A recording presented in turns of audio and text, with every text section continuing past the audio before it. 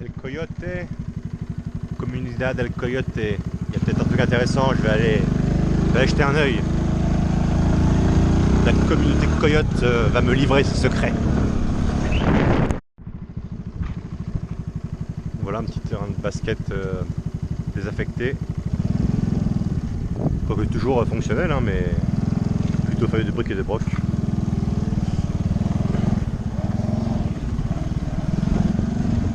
Donc voilà à quoi ça ressemble, la Comunidad de Coyote.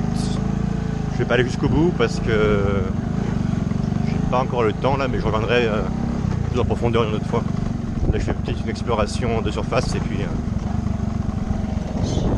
une prochaine fois je reviendrai vous montrer ça en détail en essayant d'en savoir plus. Voilà.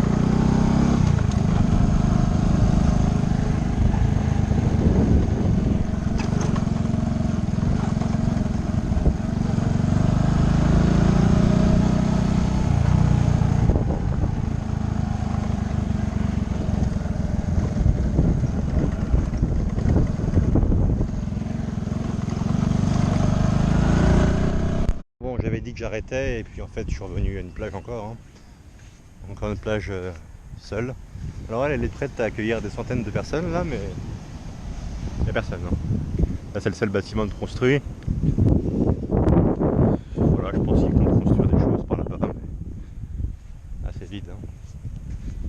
C'est rigolo parce qu'il y a vraiment la place pour beaucoup de monde, mais voilà, il y a un petit phare là-bas abandonné. Et puis le Pacifique. Voilà. Bon, on va aller un peu dans l'eau pour une fois. Alors voilà le Pacifique, on y est. Waouh, elle est froide. On va quand même faire un petit plongeon, hein, on n'est pas là pour rien.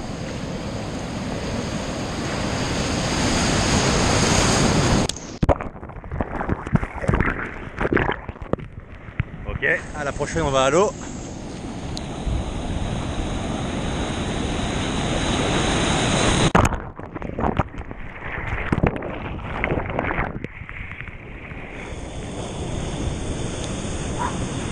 Bon voilà, le Pacifique. Bon, je vais finir cette vidéo comme ça. Et puis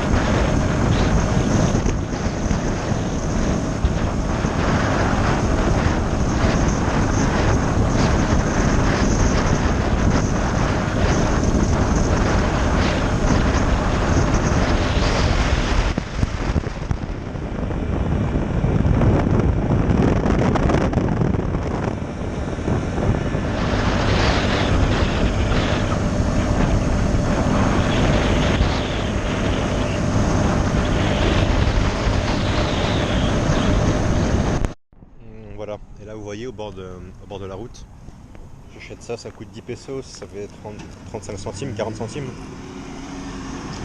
Et j'avais 60 centilitres à peu près là, de jus de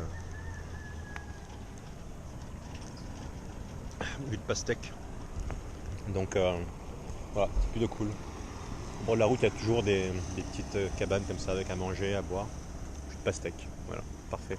Pressé, pas du jus industriel, hein, c'est des pastèques qui pressent eux-mêmes. Donc voilà, c'est toujours cool. Pour pas cher, à tout endroit, il y a toujours un petit truc frais à manger, à boire. Voilà. La Dolce Vita, la vie facile.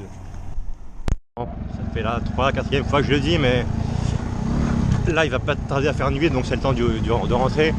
Mais je me suis laissé embarquer, là je vais aller faire un petit tour du côté de la plage de Saint-Augustin. Donc pas Saint-Augustinho qui est à côté de la maison, là, que je vais vous montrer plus tard, mais Saint-Augustine, là, qui est juste à côté de là où je suis. Donc je vais encore pour 13 km là, dans ces petites routes défoncées comme ça, et puis on va arriver là-bas. Voilà, voilà. Allez.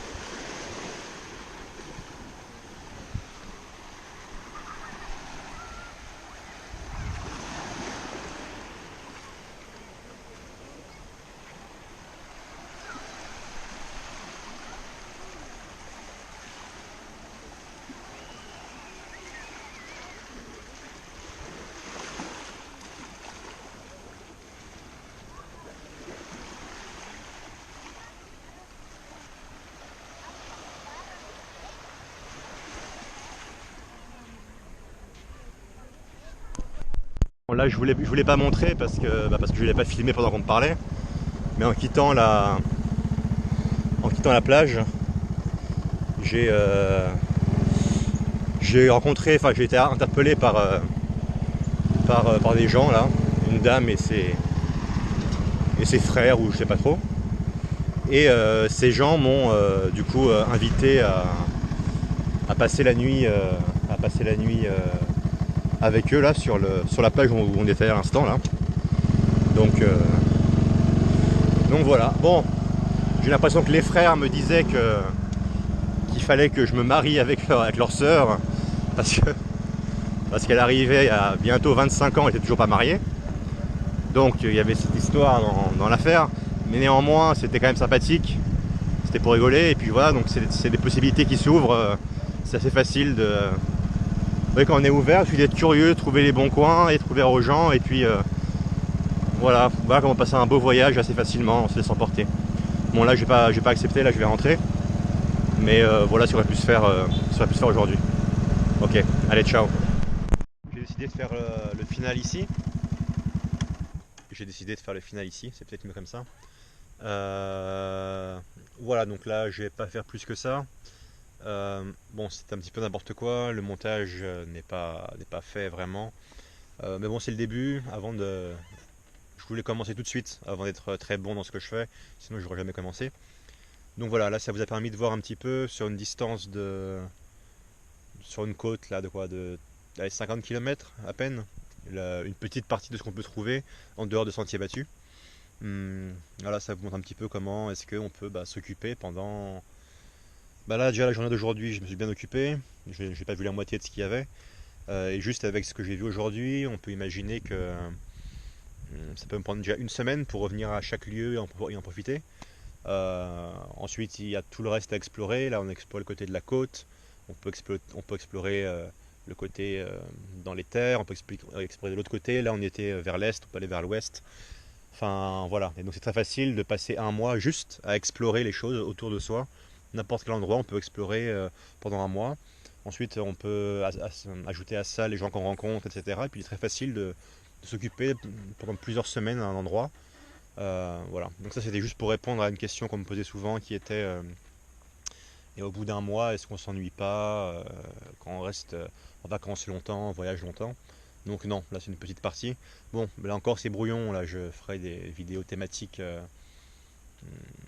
plus tard, quand ce sera plus clair pour moi. Et voilà, mais je pense que pour une première vidéo, c'est un bon petit début. Et puis avec les retours que vous allez me faire, je vais pouvoir voir un petit peu là où je devrais parler plus, parler moins. Voilà, on va s'arranger petit à petit. Allez, sur ce, on redémarre et on s'en va. Ciao.